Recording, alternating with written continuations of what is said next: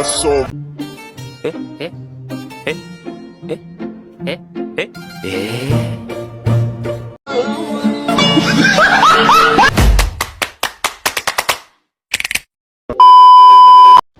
Halo, Assalamualaikum warahmatullahi wabarakatuh.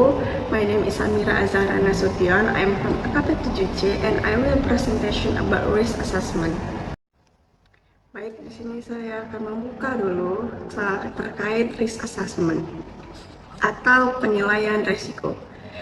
Sebelum masuk ke materi, kita akan menjelaskan dulu apa sih pendahuluannya. Baik, kemajuan teknologi informasi telah membawa perubahan besar dalam dunia akuntansi dan audit. Proses audit yang dulunya manual kini berubah menjadi ke sistem berbasis teknologi, sehingga meningkatkan resiko audit.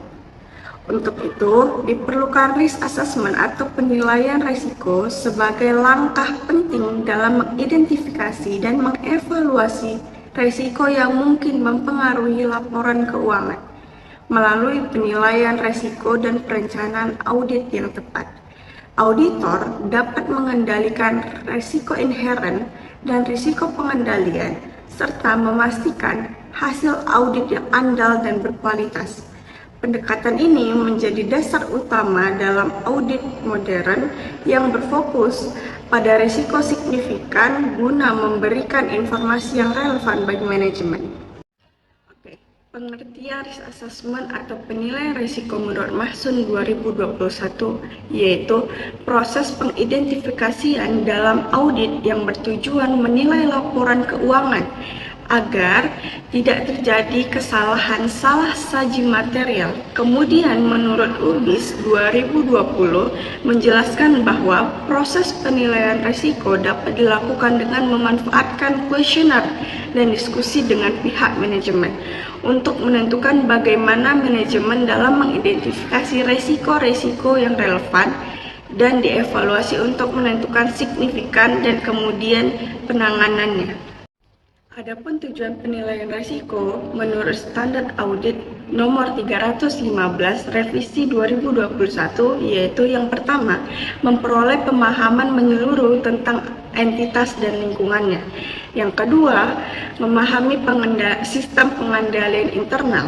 Yang ketiga, mengidentifikasi dan menilai risiko salah saji material. Kemudian yang keempat, menjadi dasar dalam perencanaan dan pelaksanaan audit yang efisien dan efektif. Adapun tahapan dalam penilaian risiko, yang pertama yaitu materialitas awal, kedua prosedur analisis awal, ketiga pemahaman entitas dan lingkungannya, keempat inherent risk atau risiko bawaan, kelima control risk atau risiko pengendalian, keenam risiko salah saji material, dan yang ketujuh komunikasi dengan TCWG dan SPI. Baik, kita masuk ke dalam materialitas. Apa sih materialitas? Materialitas adalah besarnya nilai yang jika dihilangkan atau salah saji informasi akuntansi dapat mengakibatkan perubahan keputusan atau berpengaruh terhadap pertimbangan orang yang menggunakan informasi tersebut. Kemudian, jika semakin kecil jumlah pertimbangan awal materialitas, maka semakin banyak bukti audit yang diperlukan. Oke, jenis-jenis materialitas ada dua. Yang pertama, overall materiality atau biasanya yang dikenal dengan OM. Apa sih OM itu? OM adalah batas maksimum salah saji yang dianggap signifikan bagi laporan keuangan secara keseluruhan.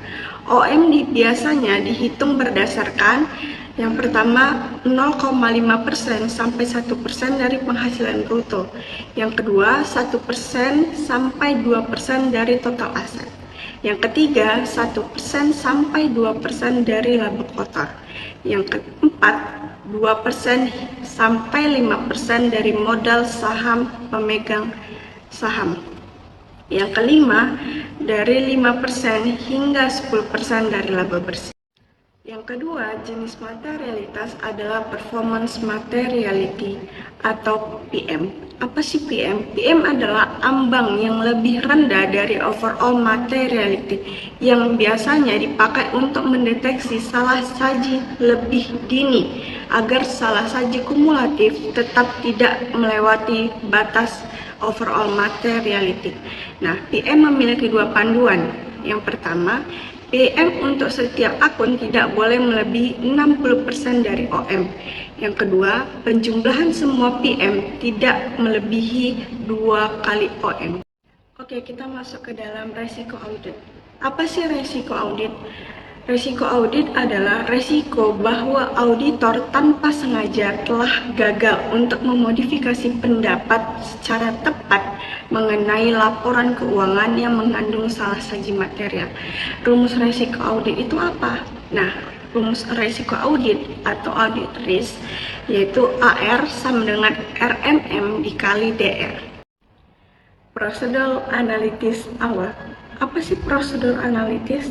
Prosedur analitis adalah evaluasi terhadap informasi keuangan yang dibuat dengan mempelajari hubungan yang masuk akal antara data keuangan yang satu dengan data keuangan lainnya, atau antara data keuangan dengan data non-keuangan.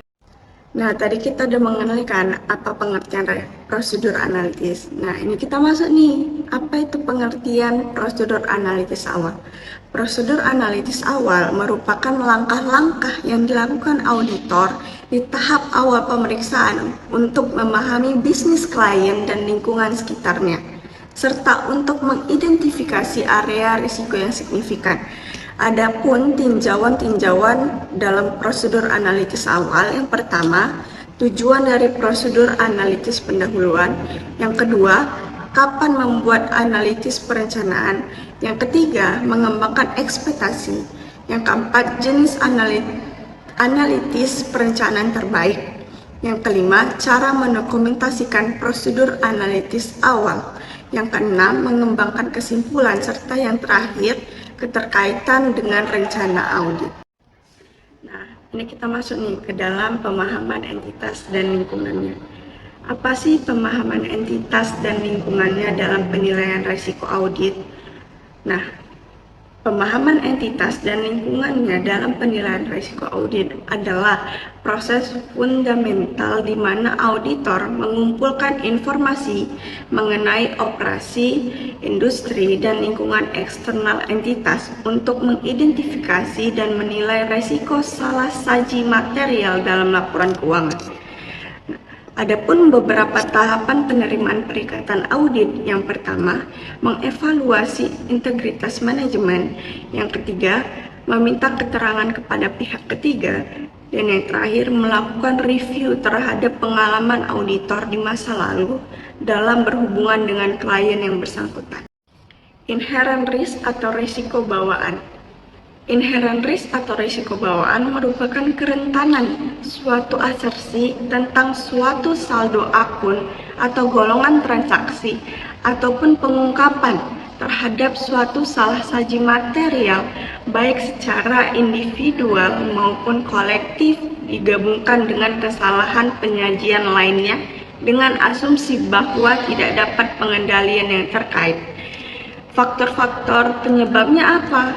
Yang pertama ada sifat bisnis klien, yang kedua hasil audit sebelumnya, yang ketiga penugasan awal versus penugasan berulang, yang keempat pihak terkait, yang kelima transaksi non-rutin atau kompleks, yang keenam pertimbangan yang diperlukan untuk mencatat saldo akun dan transaksi dengan tepat, yang ketujuh unsur-unsur populasi.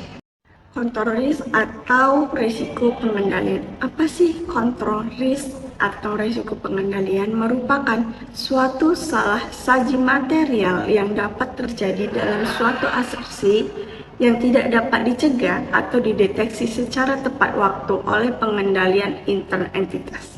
Nah, faktor-faktor yang mempengaruhinya itu apa aja? Yang pertama, lingkungan pengendaliannya. Yang kedua, penilaian risiko oleh manajemen. Yang ketiga, aktivitas pengendaliannya. Yang keempat, sistem informasi dan komunikasi. Yang kelima, kegiatan pemantauan. Kemudian ada kompleksitas operasi dan transaksi. Dan yang terakhir ada lingkungan eksternal. Oke, Apa itu resiko salah saji material? Resiko salah saji material adalah laporan keuangan suatu organisasi telah salah saji hingga tingkat yang material. Ada dua komponen utamanya. Yang pertama ada resiko bawaan atau inherent risk. Yang kedua ada risiko pengendalian atau control risk. Nah, adapun rumusnya dari RMM ini yaitu audit risk sama dengan inherent risk dikali control risk dikali detection risk. Nah, yang terakhir kita masuk ke dalam komunikasi dengan TCWG dan SPI.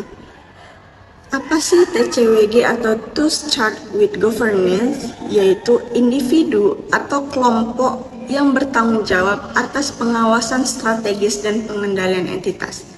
TCWG tersebut berfungsi untuk memastikan bahwa entitas menjalankan proses pelaporan secara keseluruhan dengan handal, terus operasi berjalan efektif dan efisien, kepatuhan terhadap peraturan yang dijalankan, serta pelaporan kepada pihak yang berkepentingan dilakukan secara transparan.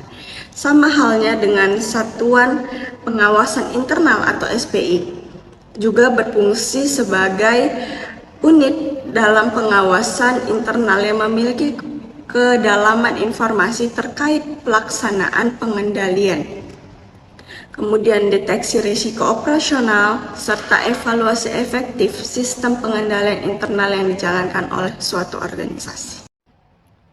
Okay, that's all my presentation about risk assessment, and thank you so much for your attention. Assalamualaikum warahmatullahi wabarakatuh.